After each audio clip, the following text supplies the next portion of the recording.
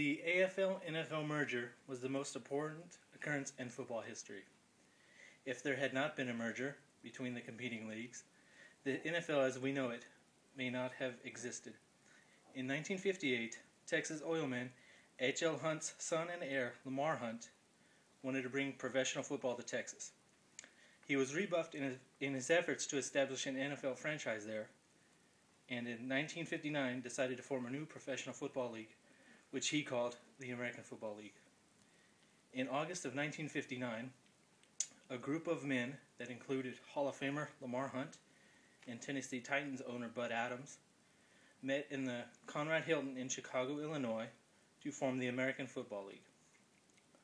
Hunt's vision brought a new professional league not only to California and New York, but to parts of the nation that did not have the game: New England, Colorado, and Texas.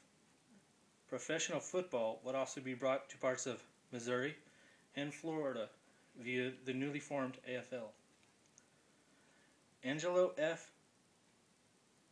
Coniglio at RememberTheAFL.com stated that the AFL also adopted the first ever cooperative television plan for professional football, in which the league office negotiated an ABC TV contract, the proceeds of which were divided equally among member clubs.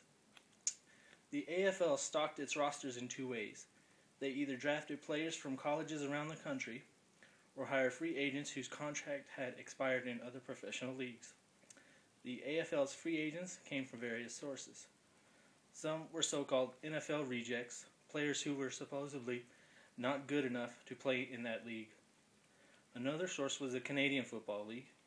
Many players who were not drafted or signed out of college by the NFL in the late 1950s went north to try their luck with the Canadian Football League. Upon finding success there, they were welcomed back into the United States to sign with the AFL.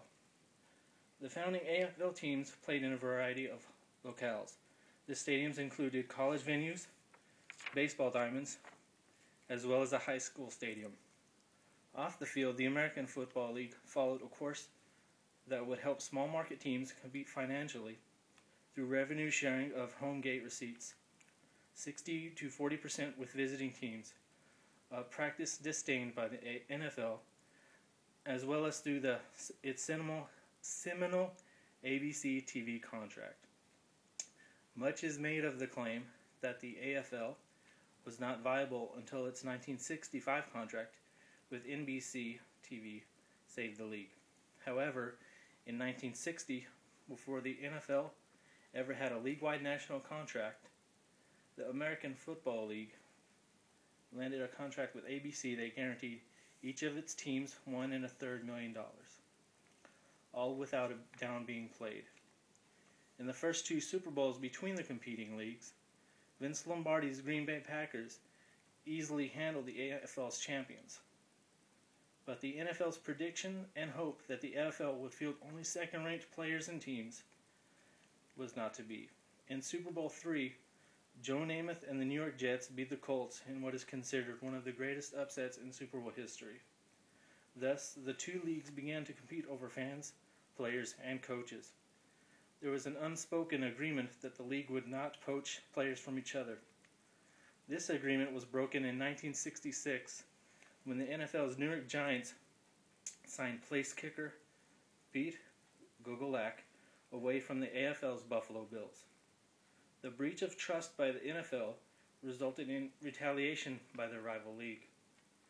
When the Oakland Raiders' Al Davis took over as AFL commissioner, he began stepping up the bidding war, immediately signing 8 NFL quarterbacks, including John Brody and Roman Gabriel, to contracts with AFL teams.